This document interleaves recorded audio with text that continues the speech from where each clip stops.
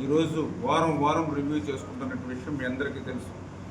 Water works కూడా మనకి important పాలకులలో. ఆ రోజు 2014లో నేను ఎమ్మెల్యేగా మొదటిసారిగా ఇదే కౌన్సిల్ హాల్కి వచ్చినప్పుడు ఫస్ట్ మీటింగ్లో నేను వాటర్ గురించే ఆ రోజు నేను ఎమ్మెల్యేగా మాట్లాడటం జరిగింది. పాలకొల్లు పట్టణానికి 20 ఎకరాలు చెరువు మాత్రమే ఉంది. ఇది వేసవి కాలం వస్తే ఒంటిపోటిస్తూ ఉన్నారు, కరెంటు కట్ చేసి ఇస్తూ ఉన్నారు. దీనికి శాశ్వతమైనటువంటి పరిష్కారం కావాలి అని ఆ రోజు కూడా నేను మాట్లాడటం జరిగింది.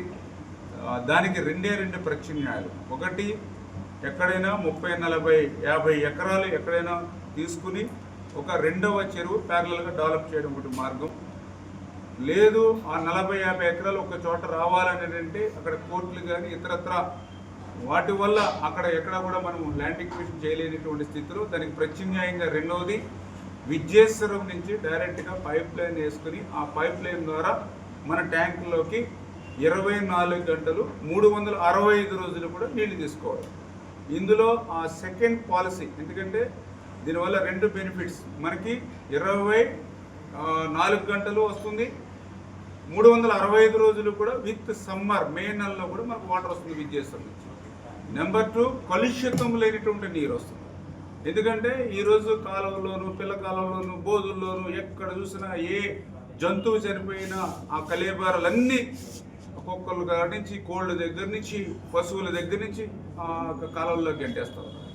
డ్రైనేజీ వాటర్లో అయితే కాలువల్లోకి ఉంటున్నటువంటి పరిస్థితి. అటువంటి కలుషిత నీరు లేకుండా డైరెక్ట్ పైప్ లైన్ అయితే సురక్షితమైనటువంటి నీరు వస్తుందనే ఉద్దేశంతో ఆ రోజు నేను 2018లో ఆ రోజు కూడా నారాయణ గారు పట్టణాభివృద్ధి శాఖ మంత్రిగా ఉంటే మన బాధలు, మన కష్టాలు ఆయనకి తెలియజెప్పి, ఆ రోజు చంద్రబాబు నాయుడు గారికి కూడా తెలియజెప్పి, మాకు ప్యారలల్గా ఇంకొక మంచినీటి చెరువు డెవలప్ చేసుకునే అవకాశం లేదు కాబట్టి ఈ యొక్క డబల్ బెనిఫిట్ ఉంటుంది కాబట్టి విద్యేశ్వరం నుంచి ఇవ్వమని చెప్పి ఆ రోజు 253 కోట్ల రూపాయలు 2018లో ఆ రోజు నేను నిధులు మంజూరు చేసి ఆ రోజు ఒక జీవోను కూడా మనం ఆ రోజు రిలీజ్ చేయడం కూడా జరిగినటువంటి పరిస్థితి చాలా క్లియర్గా.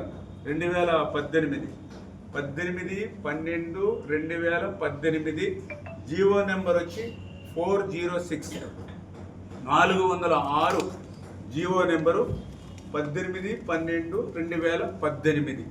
ఆ రోజు జీవోని తీసుకొచ్చి అందులో మన పాలకొల్లుకి సంబంధించి 253 కోట్ల రూపాయలు ఆల్రెడీ ఆ జీవోలో నిధులు మంజూరు చేసి, ఇది కూడా చాలా క్లియర్గా ఏదైతే ఏబి కొంత